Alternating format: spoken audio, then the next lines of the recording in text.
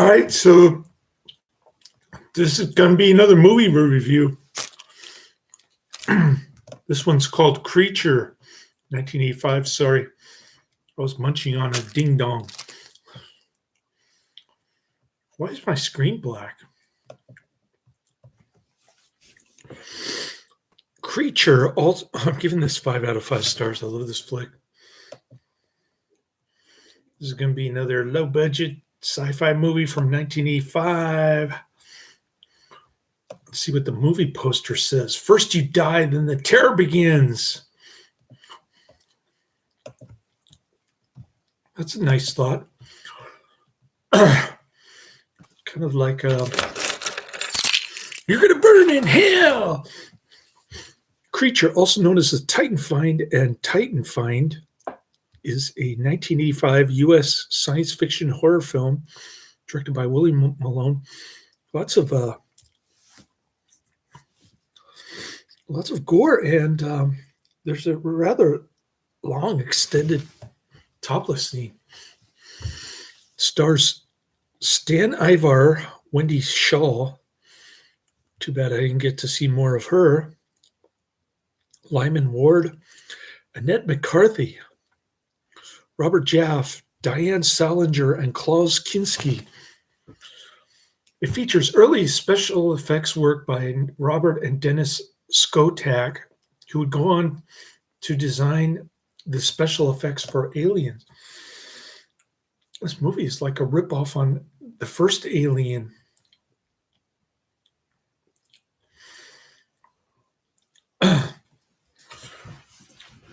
What was the first Alien?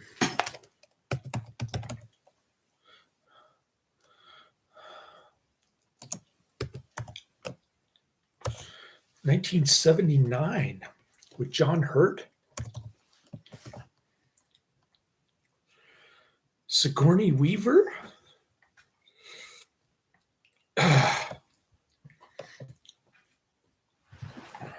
Yeah, this is a ripoff on Alien for sure. Two geological researchers for the U.S. multinational corporation, NTI. Multinational corporation. Genocide of the starving nation, according to Napalm Death. The name of the company is NTI, which stands for, I don't know. They find an ancient alien laboratory on Titan, the largest moon of Saturn. In the lab is an egg-like container which is keeping an alien creature alive. The creature emerges and it kills the researchers. 2 months later, the geologist's spaceship crashes into the space station Concorde in orbit around Earth's moon, his pilot having died in his seat. Oh, kind of like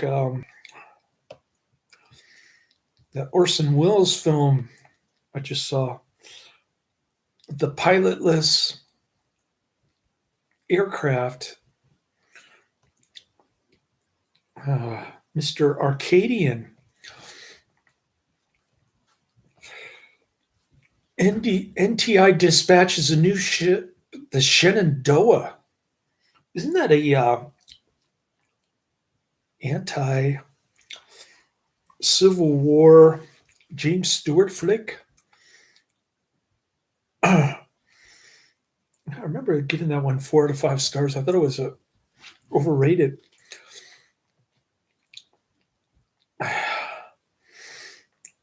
NTI dispatches a new ship, the Shenandoah, to Titan, the largest moon of Saturn. Its crew, consisting of Captain Mike Davison, Suzanne DeLambry, John Fennell, Dr. Wendy H. Oliver, David Perkins, and Beth Sladen. I like Beth Sladen. I wanted to see more of her, but no such luck. She doesn't do nude scenes, ever. She was in Batteries Not Included. That's the only film that I've seen her in. I haven't seen The Burbs or any of her lamestream films. just batteries not included. She's accompanied by the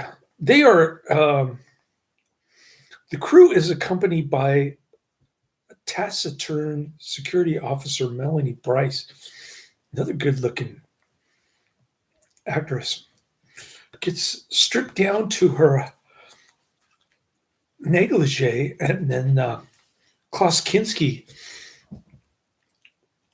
starts making unwelcome advances toward her. Namely, he's feeling out her breasts underneath the bra. Dirty Klaus Kinski.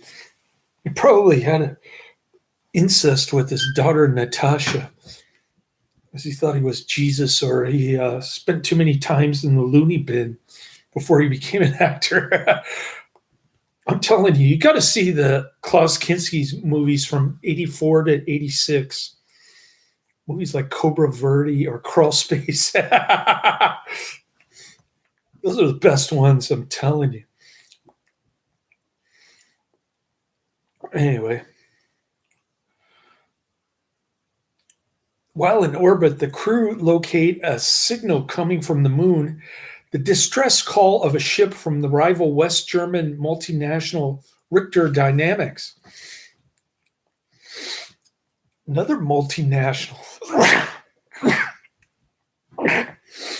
So these two multinational corporations are competing with each other, sort of like Apple and Google, I guess, or Amazon and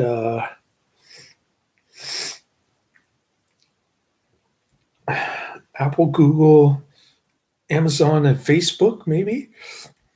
I don't know.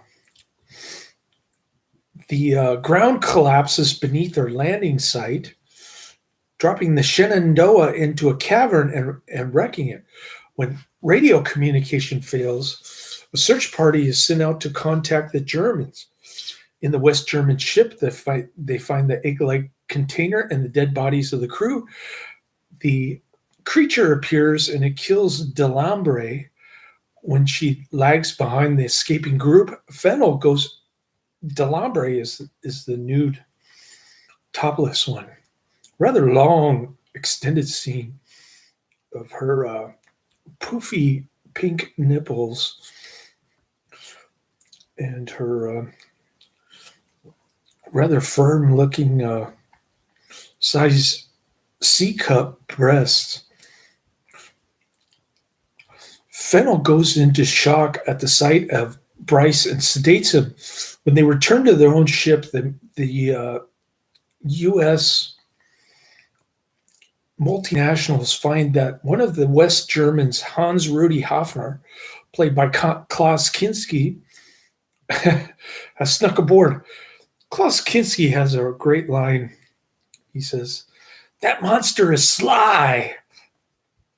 He says it like everybody's life is at risk because the monster is sly. He tells them that his crew was slain by the creature, which was buried with other organisms as part of a galactic menagerie. He proposes returning to his ship to get explosives, but the crew are unwilling to risk it. That was kind of dumb. You should listen to Klaus. The creature's undead victims are controlled by the creature through parasites. Unsupervised in the medbay, Fennel sees the undead Delambre through a porthole, and he follows her outside. She strips naked. This is the best scene in the movie. And he stands transfixed while she removes his helmet. He asphyxiates. And then she attaches an alien parasite to his head. Now under alien control, Fennel sends a transmission to his crewmates, inviting them over to the German ship. Hafner and Bryce are sent to get some air tanks for the Shenandoah, and they're going to stand guard over it, while the rest of the crew go over to the Richter ship. Hafner and Bryce stop over at the menagerie on their way, and they're attacked by Delambre. Rest of the crew find Fennel with a bandage on his head to conceal this parasite. Davidson insists that medical officer Oliver examine his head, so Fenner has her accompanying him to the engineering quarters to feed her to the creature. It's a goofy looking creature too. It's like a low budget version of Alien. Davidson and Perkins notice Fennel does not sweat, and they go check on him. They find Oliver having been decapitated by the creature. Perkins blows up Fennel's head with his pistol. Another cool scene. Exploding head like Kurt Cobain's brains. Sladen, the hot-looking actress, runs into an affected Hoffner. She escapes the ship, in her haste, only puts on her helmet after exiting.